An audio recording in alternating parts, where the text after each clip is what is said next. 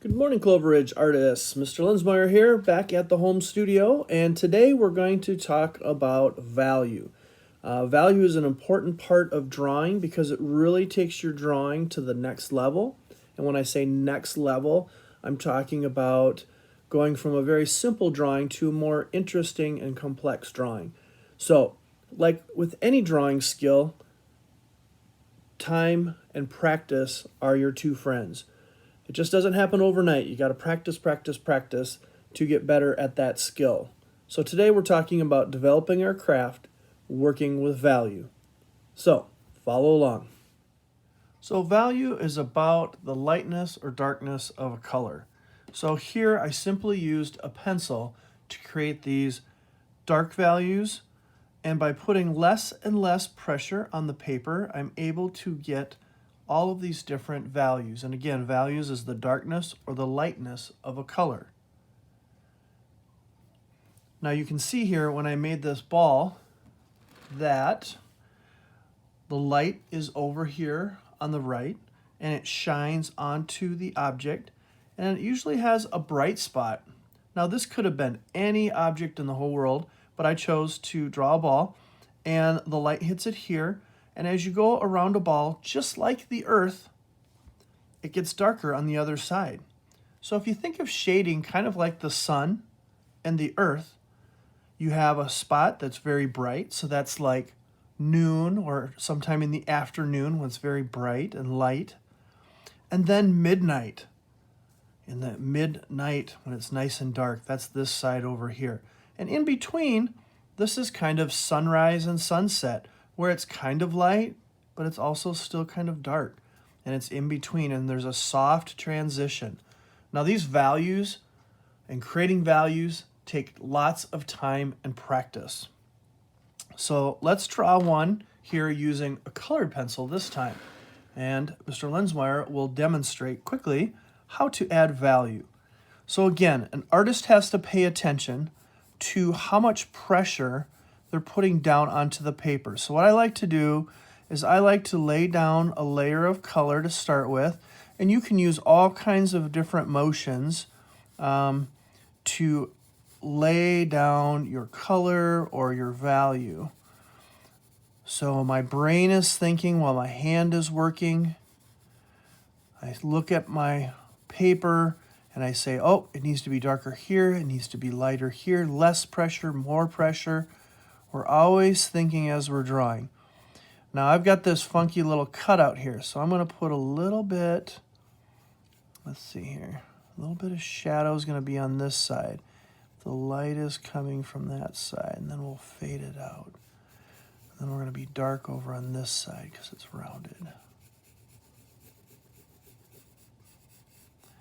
So by going back over and over a few times, I'm able to slowly build up the color. You don't want to do this quickly, because if you do it too fast, then you won't have those nice soft transitions. So now I know it's got to be a little bit darker here. So I'm going to press a little bit harder and lighten up my pressure here because I want a nice soft transition.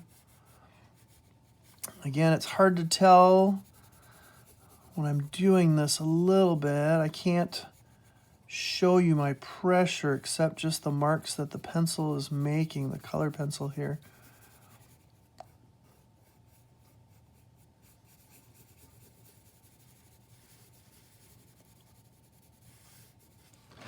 Then I'm also going to shadow.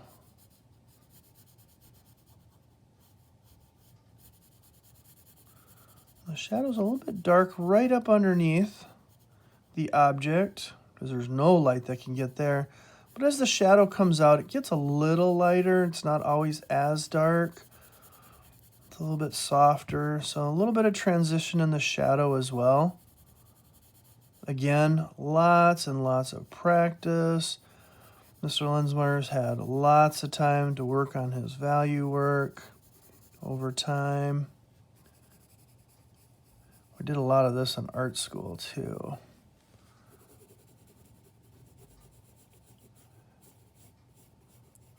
But not just there.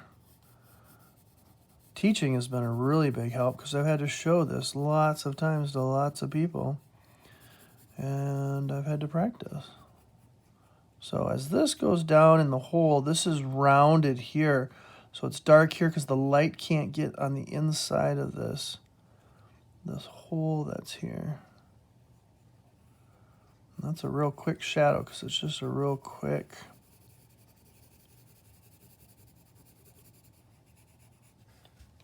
And there you go. You got kind of a fun little bean shape.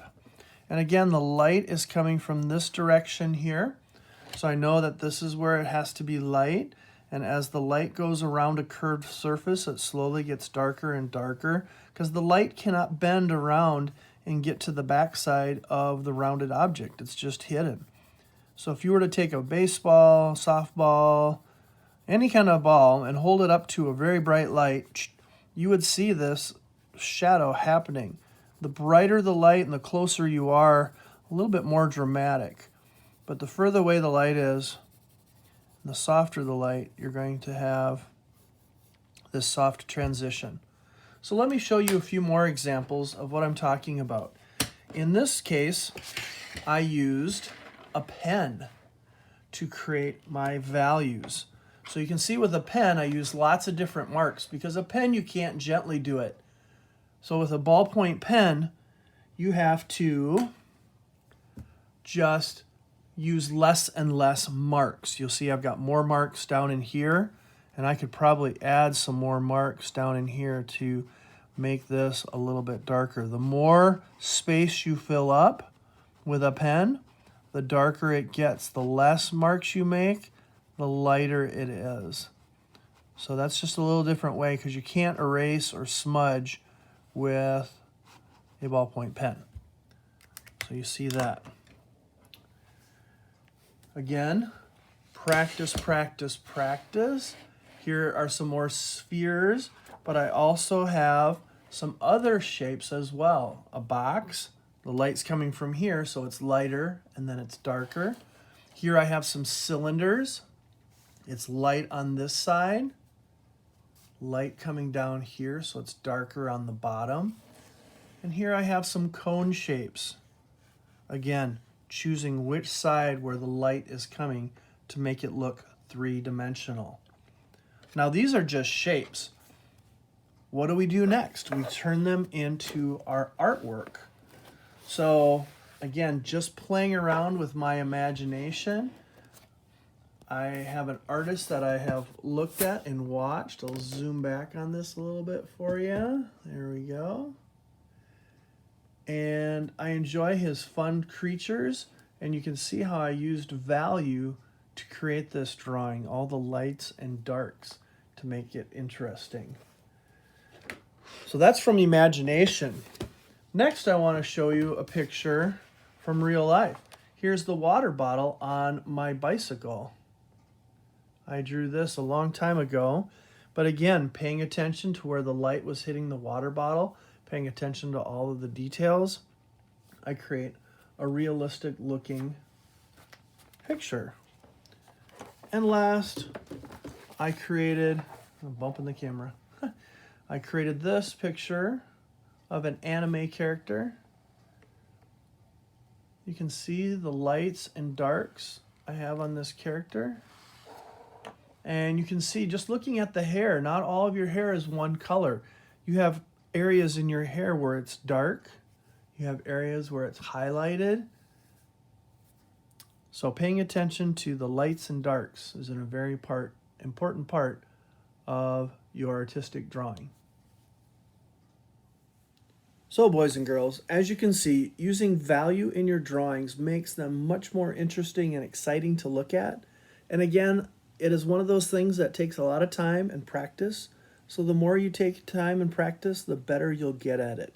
It's paying attention with your eyes and your mind and translating that into your hand and looking at the amount of pressure that you're putting down with crayons, well, no, not markers.